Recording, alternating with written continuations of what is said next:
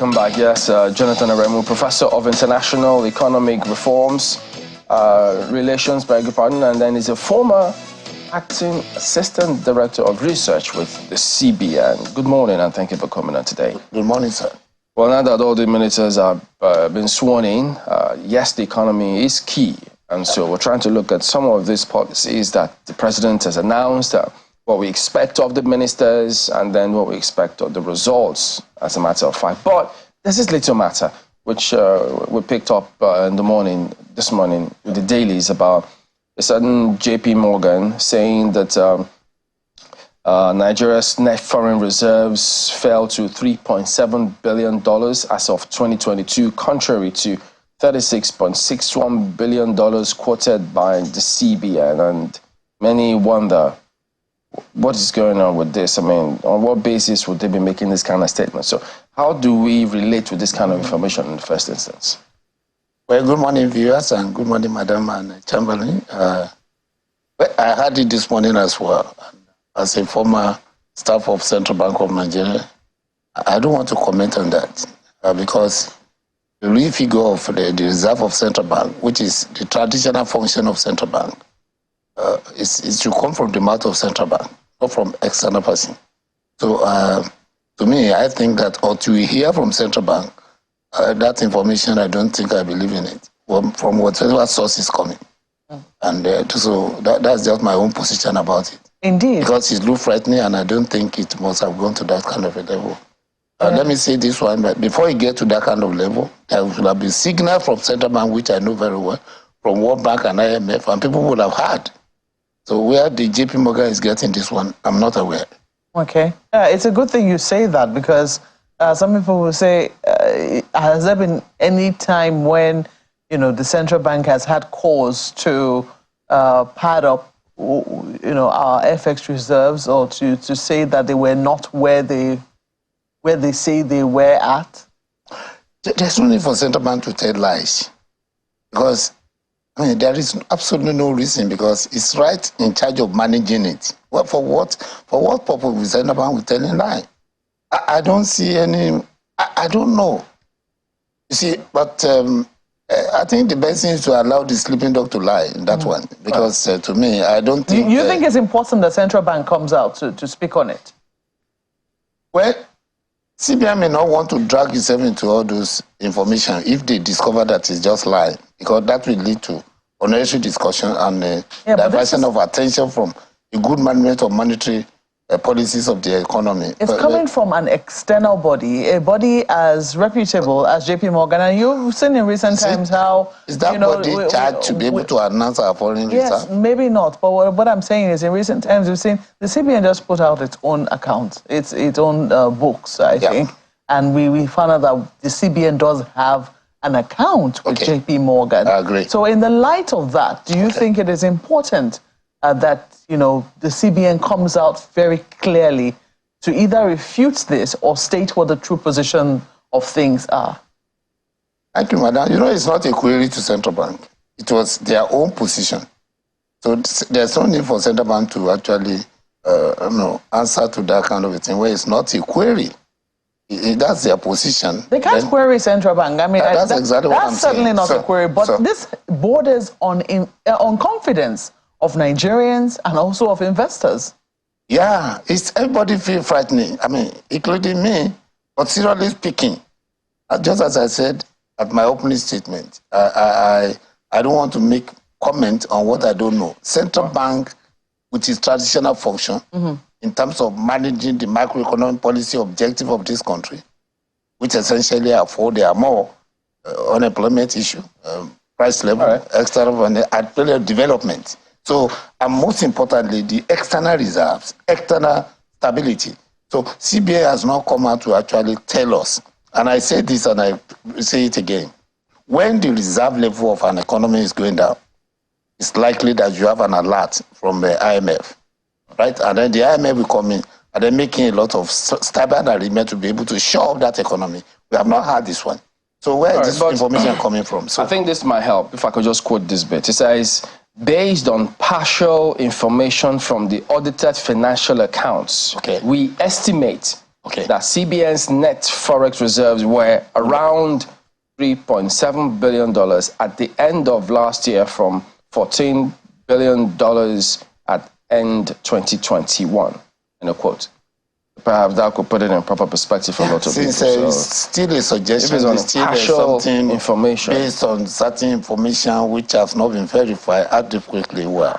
So I think it's better we just allow it to stay like that, because even the information that you are saying does not specifically say that that is the true position.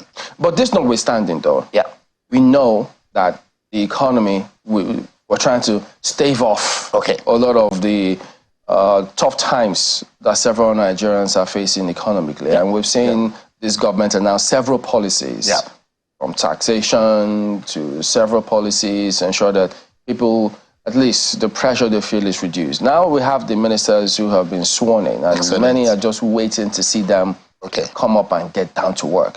So from your perspective, what would you expect to see? Because I think Mr. Edu is coordinating Minister of the Economy.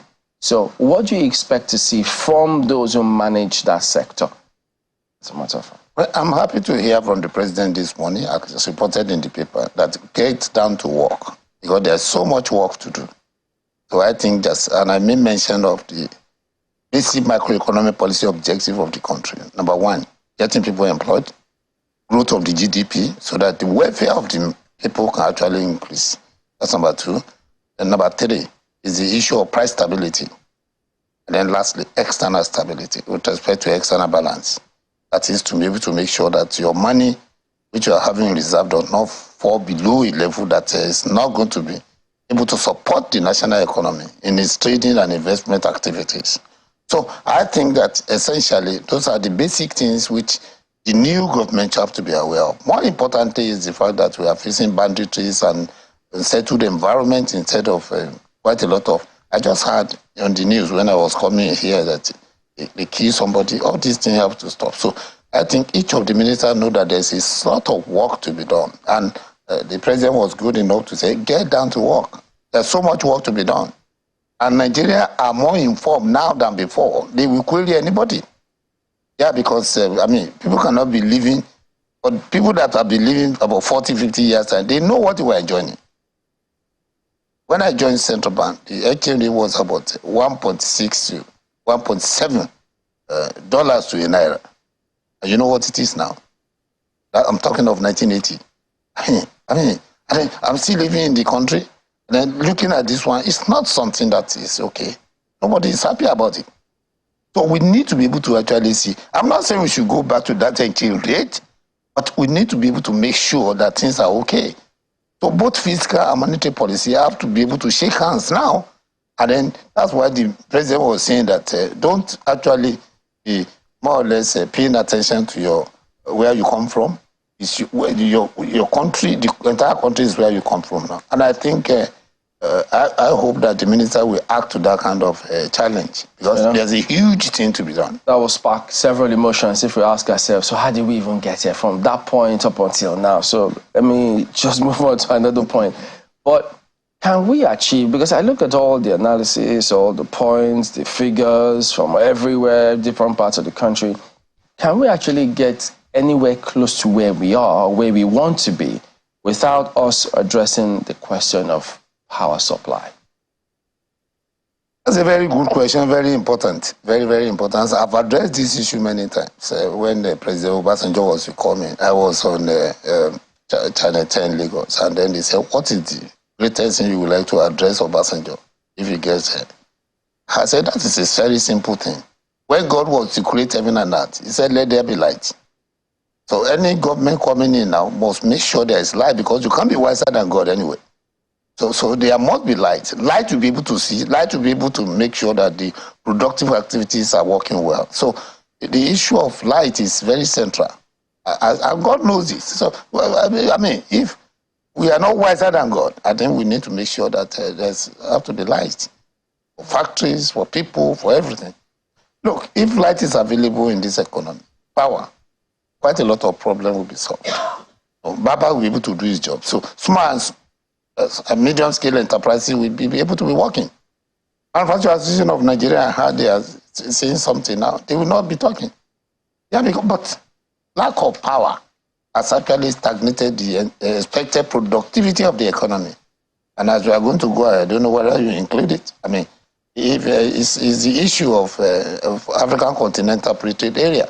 We may not be able to compete very well if we don't have that. And economic integration without productivity is a waste because you're already losing revenue from the tax you are removing.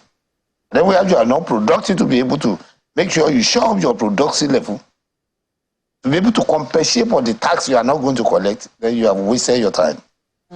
So when you hear a position such as the coordinating minister of the economy, what ministries do you think he most likely would need to work with? I think we have had that in the past in which Minister of Finance has been given that responsibility. And I think it's quite a very good decision. Why? Because money is used to be able to navigate through every economic activity in the economy. And therefore, who is the minister that is in charge? Is the Ministry of Finance. So we can see transparently, where policy have to shake hands, where money will have to be put together to be able to ensure that this is well done. Over the years, certain activity of that ministry has more or less been filtered down, as even some agencies under it. I think that kind of a thing should be brought back. Because Ministry of Finance should actually be the coordinating minister. And you see the names of the current Director General of WTO. I'm talking of Okonjo-Iweala. When he was coordinating minister, he did excellently well. And number one, Nigeria paid his debt by significant amount, turning in Apple terms. Apple terms was the decision taken earlier that helped some country, and she quoted it. And because you cannot treat one country different from another, the global economy has no reason to be able to say no. They have to accept what he said. And Nigeria used the Apple term to reduce our debt burden. You see, so when we have a minister that have that kind of foresight, clearly speaking, why not? And she was Minister of Finance. So I think a Minister of Finance can be a very good position to do that. Indeed. I'm just saying, because when you look at the fact that you've spoken to the Ministry of Power being very vital to the revitalization of the economy, oftentimes when people think of a coordinating minister of the economy, they're thinking of somebody who's just looking at the economy basically. For instance, you've talked about how fiscal and monetary policy need to shake hands. Yes. Basically, that's where they're looking at all the coordination ending. Do you think that it incorporates so much more? Ministry of Power cannot be that, my sister. No, Ministry of Power does not have that. I earlier talk of the basic macroeconomic policy objective. And you discover when you're talking of employment, therefore which are to be there, you are talking of productivity, GDP, you are talking of the external sector, and you are talking of price level. I mean, when you look at all those four basic macroeconomic policy objectives, you discover that at one thing or the other, the Federal Ministry of Finance is responsible for social aspects in its operation. The power is just totally limited to supply of an infrastructure, which is not the only infrastructure anyway, but the key infrastructure. So you can't give to Ministry of Power, no. As important as power is, cannot be. So I think the presidency is right by allocating that coordinating activity to Ministry of Finance. Okay.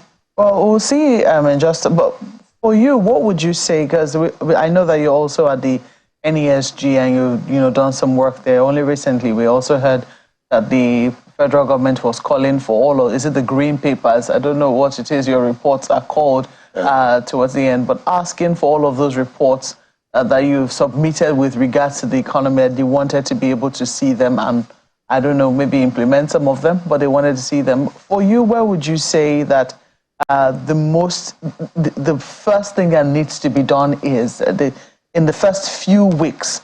What do you think we need to be doing in the short term? Well, that's excellent. And thank you for commending Nigeria Economic Summit Group. We are serving there, not being paid, but we are serving the country. We're made up of think tank of individuals that put themselves together to be able to make sure we advise policies, government policies, toward the direction that we allow the economy to do well. We are not implementers. We are just to advise. So just as we said, all the time, government, we actually give advice. Me, I'm a facilitator of trade,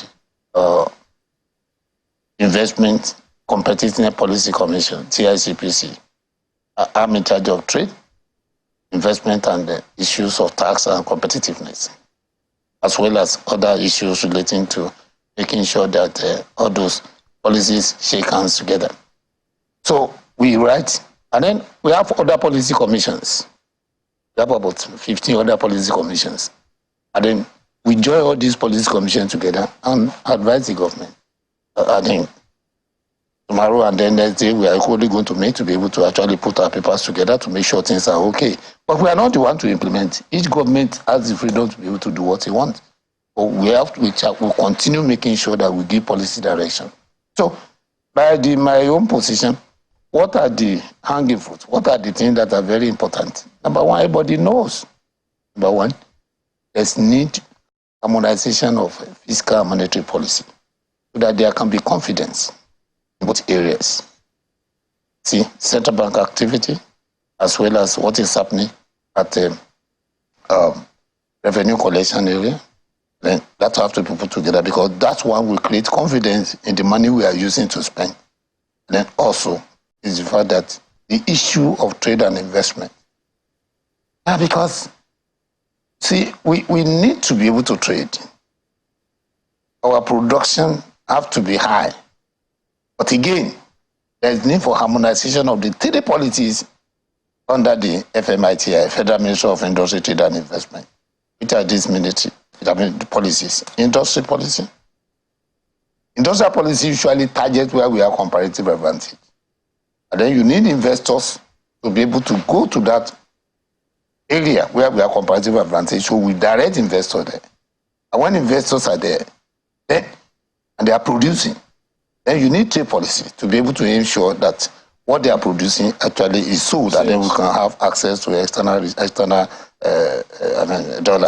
currencies. So that is why there is need for shaking hands. So I congratulate the new minister in that particular place, but he has to make sure that those three policies shake hands together, so that industry where we have comparative advantage, investor we have to actually be drafted to that area, and then our trade activity we have to go to both national, regional, that's at ECOWAS, and continental. That feeds into why man says multiple taxation, power and poor sales are some of the top challenges that they face. That if they can address that, then probably they should be in good stead. All right, let's bring in our colleagues from Lagos. Well, thank you, Chamberlain. Let me begin, Prof, by asking you a quick follow-up on the question Malcolm asked about the coordinating minister of the economy. This sentiment it sends is that certain ministers are going to be reporting to the Minister of Finance, and who is the coordinating minister of the economy. Is that the case? And if that were not the case, if that's the case, which ministers? If that's not the case, then what's he coordinating? How is he coordinating the ministry? How is he going to perform as coordinating minister of the economy? He's not the only coordinating minister, so just how is it likely to work?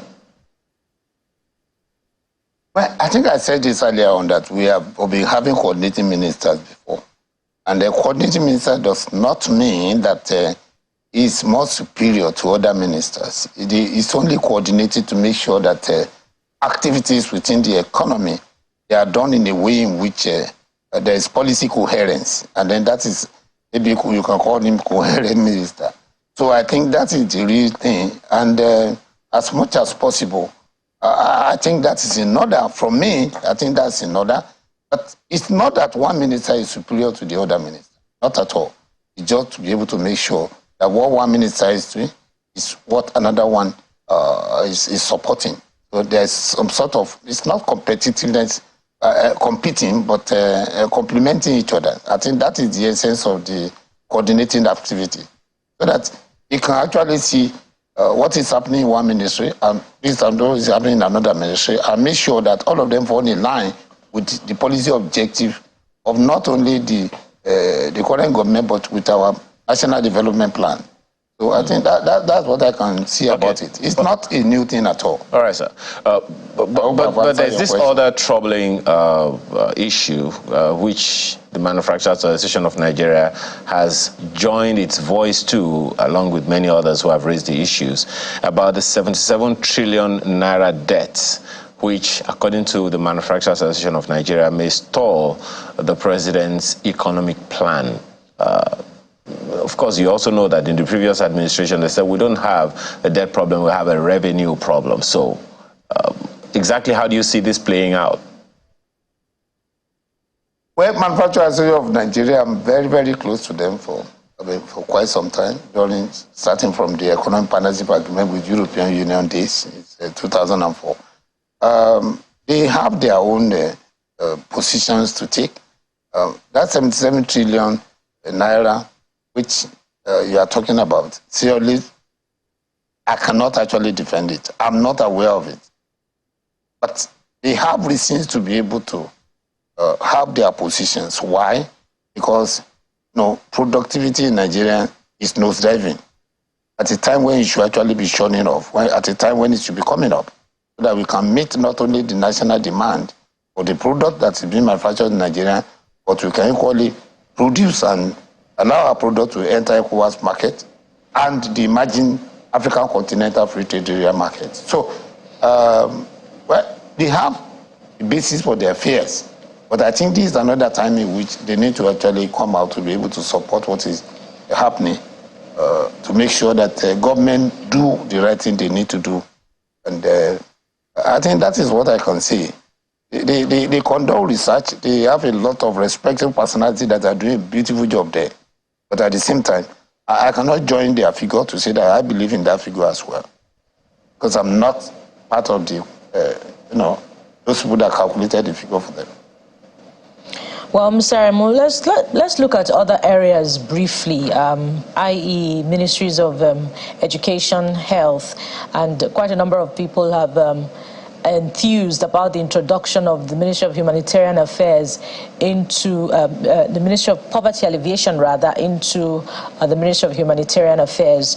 What reforms do you expect to see in these ministries, particularly because many have tied that also to the success in the fight against insecurity in the many parts of the country, because Nigeria has invested so much in security to no avail. Would you like to see particularly an increase in these fundings to these other areas such that we stop treating the symptoms but rather targeting the root cause of insecurity? Yeah, thank you, madam. Insecurity is a serious problem in Nigeria, and it's something which nobody is happy about. We are just hearing news, terrible ones on a daily basis at a time where we need the safety environment for productivity increase, where we need safety environment for other issues of the economy to work well. Where you make mention of about some ministries, which I just want to make some comment about.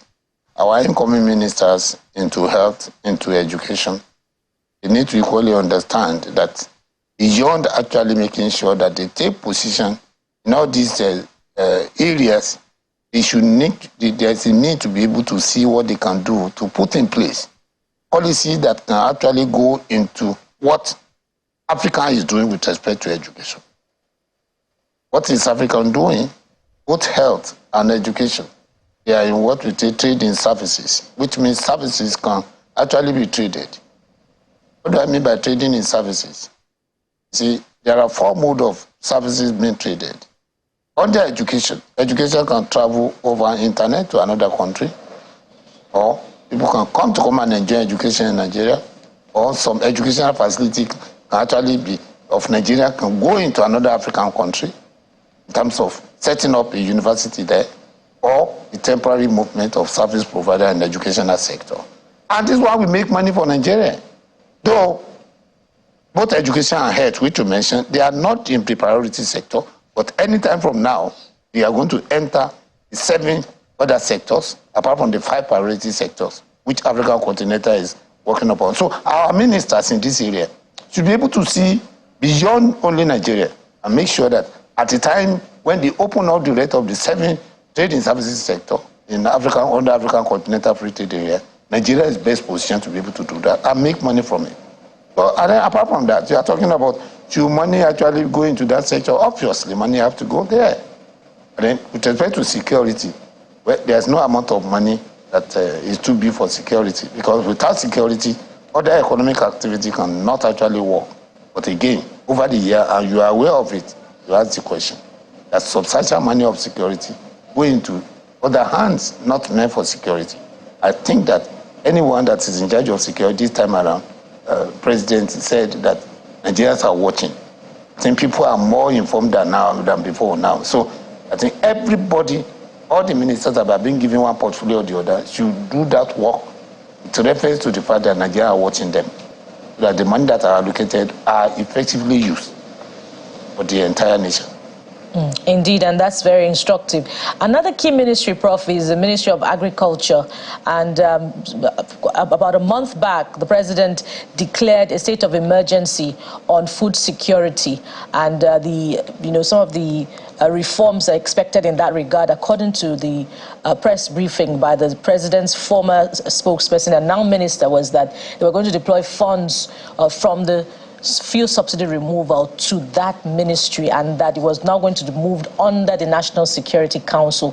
What sort of collaboration would you like to see between that ministry and the state governors? And also, not forgetting also that they have announced that they're going to move some of the programs under the CBN to the states. So what form of collaboration would you like to see there, such that the price of foodstuff can be brought down significantly? Thank you very much for that question, Madam. I think this is an area of interest even to me myself, not because I've done some research in that area on the food security and safety in Nigeria, but as a result of the fact that over the years, our activities towards food production in Nigeria has not actually been, it has been unidirectional in focusing on only production. Let me say this. There are 4 things which I want us to remember here. Number 1, when you are talking of agric, and then the value chain, you should be talking about first, the input into agriculture. Number 2, you should be talking about production in agriculture. Number 3, you should be talking of processing in agriculture. And number 4, you should be talking of tradable agricultural products. It is when you actually combine all this one that you can expect much of agricultural productivity in the country. You concentrate on input that will enhance production, and after the production, you spend money for processing, right? And then with that processing, you can actually enter the regional and continental market, and even the world market. You see, but focusing on say that, we want to have a paddy rice produced now without producing. I mean, for God's sake, well, how long shall we concentrate in primary produce and not processing? And what is actually delaying us from entering the global market, the continental market with our agricultural products? So I think that the new minister in that particular area should concentrate on 4 things. Number 1, investment into the input, investment into production, investment into processing, so that we don't just be selling things without processing, and then investment to what will make those products to be tradable. So, and then also making sure that in terms of tradability, we have to follow the SPS position of the World Bank. For your product to be able to enter international market, it must actually follow certain processes so that other people will not reject it. Over the years, some of our food products have been rejected in some countries. And that's because we have not applied the principles of the WTO, TBT, and SPS to it. So I think that the new minister should be able to make sure that we comply with all those guidance and standards. All right, just one more thing as you wind down, because I mean, in spite of all the previous government did about, I think they always talked about doing business, improving the business environment of the country. Recently, some companies have exited Nigeria. Multinational companies have been here for decades. I mean, some of them say unpredictability and difficulty, the macroeconomic environment, issues of acute shortage of forex, depreciation of the naira, cost of energy, limited supply of electricity, all of this, they took a battering. And local investors too are feeling the same pinch. So yes, they put in place a team to ensure multiple taxation is addressed. I think the first 30 days that the committee is working hard to ensure that that happens. So how are you optimistic that, look, yes, in the first 30 days, the kind of policies that they should come up with should have a direct impact on local businesses, because people are losing jobs on a regular basis? Well, all the points you are talking, they are point on everybody to see. Quite a lot of companies. I was sad during the first guided trade initiative for African continental free trade area, in which 8 countries participated. Nigeria could not. Why? Yeah, because we are not prepared yet to be able to participate. Oh, wow. And sad again because Exide Battery. This is the company I was familiar with my time in Central Bank. One of the companies I visited, I was in charge of foreign investment survey when I was in CBN. These are the companies we visit, we see all of them, but today, many of them are not producing well. Ghana wanted to buy battery for its car manufacturing product. Exide manufacturer in Nigeria, but they have to buy in Kenya. Why? Because the one in Nigeria cannot actually meet the production quality and every other thing, maybe it has been folded up. I mean, for God's sake, is that the kind of environment we wanted? Quite a lot of factories, which I know, in the industrial estate Ikeja, in Trans-Amadi, in Port Harcourt, as well as in Pompai, Chalawa, and Sharada industrial estate in Kano. I go there of recent, I don't meet them again. So, quite a lot of them are relocating. Look, if companies are not, they are not philanthropists. Once they discover that they are not getting what they wanted, they can shift. And their shifting will not cost them much in terms of market. What do I mean? If they shift into other ECOWAS country, they can still use ECOWAS trade liberalization to sell it to Nigeria. So we lose. I mean, yeah, because under ECOWAS trade liberalization, we can't stop them from doing it. You cannot stop them. Wow. Yeah, Dunlop. Where is Dunlop now? If Guinness moved from Ikeja now to Ghana, it can still sell to Nigerian market. I saw Michelin in Cote d'Ivoire. Yeah, I mean, so what we are saying now is that we just have to make sure we are doing something that is right. The good thing about Nigeria is that we have the market, and normally, factory we first of all want to come to Nigeria, because you talk of something like localization of industry, where the factor is, I mean, where the market is. Points of origin? Yeah, I mean, we have, and then we have substantial potential to be able to develop some of these factories. But if other agent, other thing that we allow productivity to be there is not there. All right. As a former Minister of Agri, Mr. Adesina, Dr. Adesina will always say, you don't eat potential. So we need to do something more about that one.